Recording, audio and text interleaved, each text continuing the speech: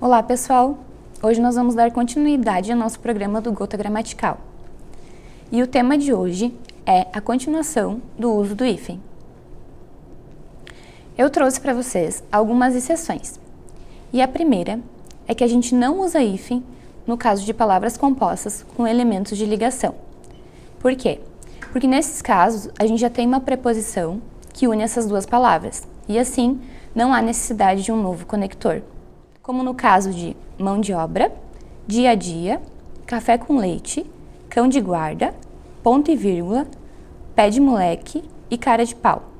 A nossa preposição nessas palavras é, na primeira é o de, na segunda é o a, na terceira é o com, na quarta é o de, na quinta é o e, na sexta é o de e na sétima é o de também.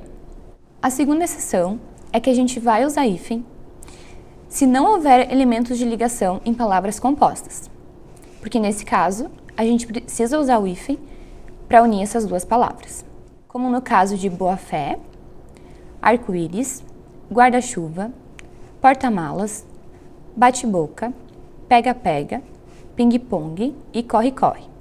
A terceira exceção diz que sempre há hífen quando a gente fizer uso do prefixo pré, pós e pró, como no caso de pré-escolar, pró-americano e pós-graduação. A quarta exceção é que, nos casos dos prefixos mal e bem, e a palavra subsequente iniciar por H ou por vogal, a gente vai fazer uso do hífen. Eu trouxe duas dicas para vocês para facilitar o entendimento. A primeira, o mal, ele não gosta de vogal, então ele nunca vai querer encostar nela. Por isso a gente vai inserir um hífen nesses casos. Mal, hífen, vogal.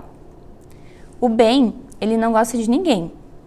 Por isso, sempre que vir a palavra subsequente iniciar por vogal ou consoante, a gente vai fazer uso do hífen, exceto nos casos dos verbos querer e fazer.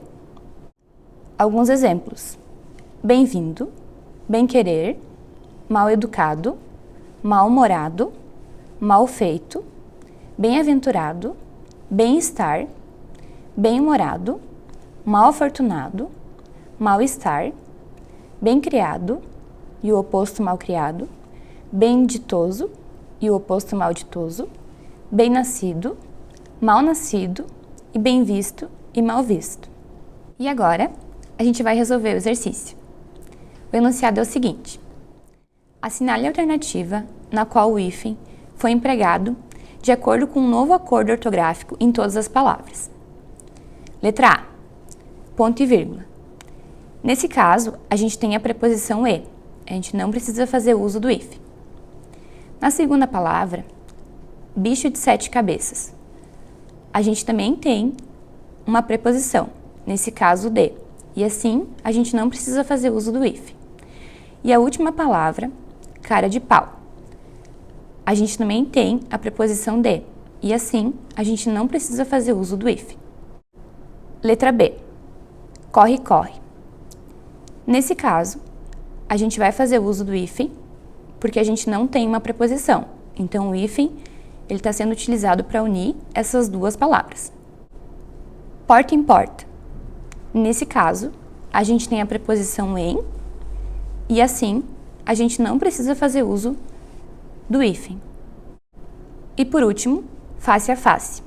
Aqui a gente tem a preposição a e ela une essas duas palavras, então a gente não precisa utilizar o hífen. Letra C. Primeira palavra, pré-datado. Nesse caso, a gente está fazendo uso do prefixo pré, e assim é obrigatório o uso do hífen.